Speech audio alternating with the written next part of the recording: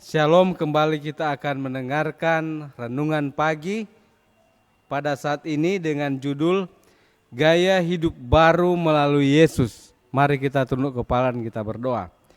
Terima kasih Bapa di sorga, Engkau boleh memimpin kami sampai pada saat ini. Kami mau mendengarkan firman Tuhan, Roh Kudus Tuhan selalu bersama-sama dengan kami. Dalam nama Yesus Juru Selamat kami, amin. Ayat firman Tuhan terdapat dalam Galati pasal 2 ayat 20. Firman Tuhan demikian.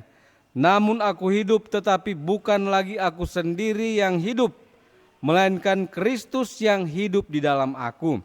Dan hidupku yang kuhidupi sekarang di dalam daging adalah hidup oleh iman dalam Anak Allah yang telah mengasihi aku dan menyerahkan dirinya untuk aku. Saudaraku yang kasih, diri sendiri harus mati jika kita ingin diperhitungkan sebagai pengikut Kristus. Rasul berkata, jadi jika kamu telah dibangkitkan bersama dengan Kristus, carilah perkara yang di atas di mana Kristus ada, yaitu di sebelah kanan Allah. Sebab kamu telah mati, tetapi hidupmu tersembunyi bersama dengan Kristus di dalam Allah. Jadi siapa yang ada dalam Kristus, dia adalah ciptaan yang baru, yang lama sudah berlalu, sesungguhnya yang baru sudah datang. Ketika pria dan wanita bertobat kepada Tuhan, sebuah selera moral yang baru tercipta dan mereka mengasihi hal-hal yang disukai Tuhan. Karena hidup mereka diikat oleh rantai emas dari janji-janji yang tidak dapat diubah, yaitu kehidupan Kristus. Hati mereka tertuju kepada Allah. Doa mereka adalah, bukalah mataku, supaya aku dapat melihat hal-hal ajaib dari Tauratmu atau hukummu. Dalam standar yang tidak berubah, mereka melihat karakter penebus, yaitu Yesus sebagai Juru Selamat. Dan mengetahui bahwa meskipun mereka telah berdosa, mereka tidak diselamatkan di dalam dosa-dosa mereka, tetapi dari dosa-dosa mereka, karena Yesus adalah Anak Domba Allah yang menghapus dosa dunia. Melalui darah Kristuslah mereka dibawa mendekat kepada Allah. Saudaraku yang kekasih, ketika mereka melihat kebenaran Kristus dalam ajaran-ajaran ilahi, mereka akan berseru, hukum Tuhan itu sempurna, dapat mempertobatkan jiwa. Ketika orang-orang berdosa diampuni atas pelanggaran-pelanggaran mereka melalui jasa-jasa Kristus, maka mereka mengenakan kebenaran Kristus melalui iman kepadanya.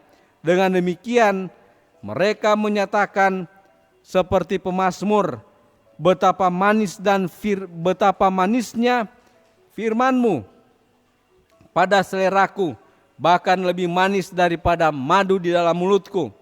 Lebih berharga daripada emas, bahkan lebih berharga daripada emas murni, lebih manis daripada madu dari sarang lebah. Dan itulah yang disebut dengan pertobatan.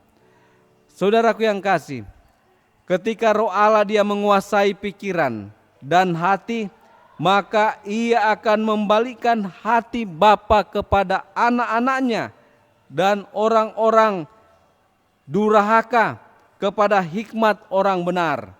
Hukum Taurat Allah kemudian akan dianggap sebagai salinan daripada karakter ilahi. Dan nyanyian baru akan keluar dari hati yang telah disentuh oleh kasih karunia ilahi.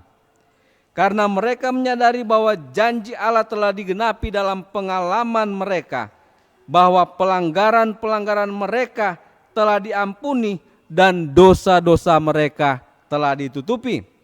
Mereka telah melakukan pertobatan kepada Allah atas pelanggaran hukum-hukumnya dan iman kepada Tuhan Kristus Yesus yang telah mati untuk pembenaran mereka. Oleh sebab itu, pada saat orang dia merasakan bahwa dia sudah memiliki hidup yang baru dalam Kristus, maka buahnya adalah penurutan kepada perintah-perintah Tuhan. Kiranya Tuhan memberkati kita dalam nama Yesus. Amin.